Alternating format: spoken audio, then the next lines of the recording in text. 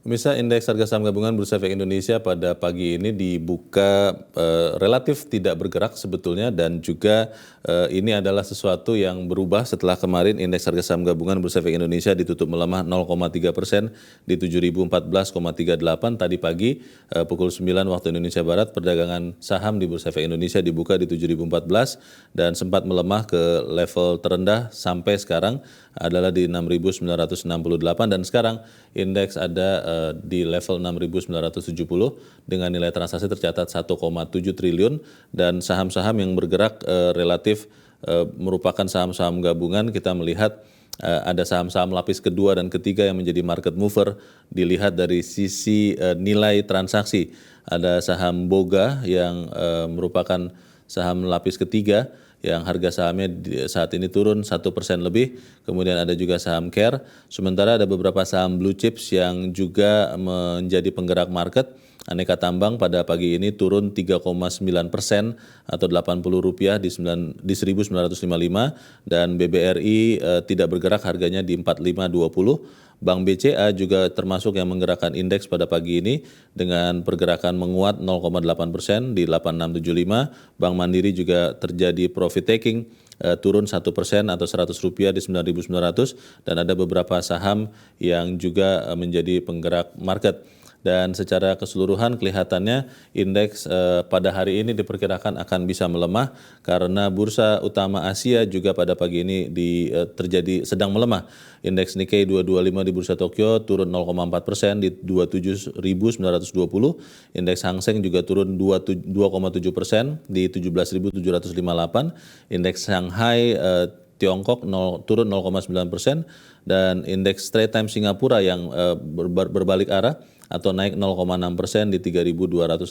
Tadi malam bursa utama Amerika Serikat Dow Jones Industrial Average juga turun 0,12% di 33.553, dan itu terjadi juga di bursa Eropa yang kemarin ditutup melemah. Bursa London FTSE 100 turun 0,25%, sementara bursa Frankfurt dengan indeks Xetra DAX turun 1% di 14.234. Bagaimana perdagangan saham di Bursa Efek Indonesia pagi ini akan bergerak? Kita langsung berbincang bersama dengan Kepala Riset Pros Capital, Alfred Nainggolan. Pak Alfred, selamat pagi. Selamat pagi. Ya, Pak Alfred, beberapa pihak mengatakan bahwa pelemahan di bursa utama Asia itu juga terjadi di Jakarta saat ini lebih karena sentimen negatif geopolitik. Kemarin sempat ada informasi bahwa ada rudal buatan Rusia yang jatuh di Polandia, walaupun kemudian dikonfirmasi oleh Presiden Amerika Serikat bahwa itu kemungkinan besar bukan Rusia yang meluncurkan. Apakah itu semata-mata yang menekan indeks pagi ini atau ada faktor lain, Pak Alfred? Ya, kalau kita lihat isu terkait dengan isu rudal atau geopolitik memang sempat berpengaruh pada perdagangan kemarin ya. Kita lihat memang pasar sempat sedikit panik, namun di akhir perdagangan bisa kembali agak renang sehingga penurunan indeks kemarin juga jauh lebih tinggi dibandingkan kondisi level lows perdagangan hari kemarin. Dan untuk hari ini kita lihat sentimennya lebih kepada sentimen-sentimen eksternal, yaitu tadi ya hasil bursa Amerika dan juga regional Asia pagi ini membuat indeks IHSG juga ikut mengalami koreksi. Yang kedua, tadi kita lihat kemungkinan ada lanjutan dari aksi net sell asing.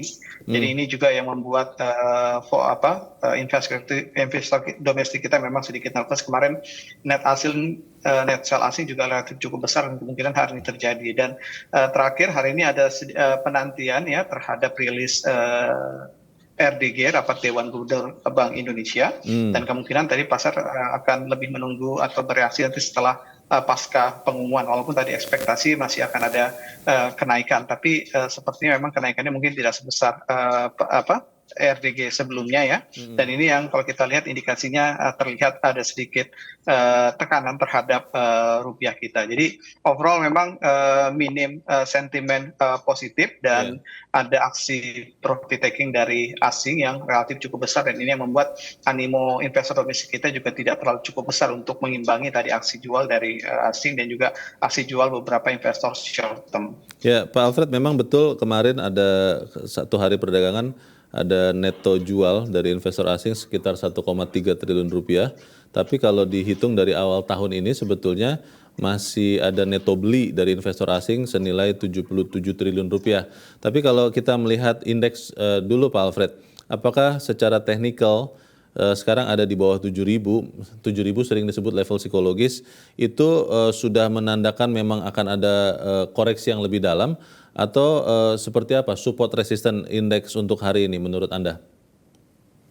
Ya, setidaknya ini hari ketiga ketika IHSG kita di 2 pekan terakhir ingin sudah berada atau menyentuh di bawah level 7.000 ya. Kalau kita lihat memang level support terdekatnya di level 6.920 dan kita melihat seperti ini relatif masih cukup kuat. Kita memang melihat bahwa tekanan jual di sesi pertama biasanya cukup dalam, namun di sesi kedua biasanya kemungkinan akan ada rebound, walaupun tadi untuk ditutup positif hari ini relatif cukup berat. Jadi kita melihat bahwa level support ada di level 6.920. Jika ini tembus kemungkinan akan turun cukup dalam ke level 6.700. Tapi sampai sejauh ini kita lihat sejumlah sentimen masih cukup baik ya. Angka-angka makro juga kemarin data ekspor impor kita juga cukup bagus, data penjualan retail di Amerika juga relatif cukup baik, overall juga masih cukup solid, sehingga itu yang kita katakan tadi bahwa untuk level 6920 menjadi level support kuatnya IHSG. Oke. Yang menjadi market mover diperkirakan hari ini sektor apa ini Pak Alfred? Apakah memang benar ada penguatan di saham-saham sektor energi atau apa yang menjadi penggerak indeks untuk hari ini?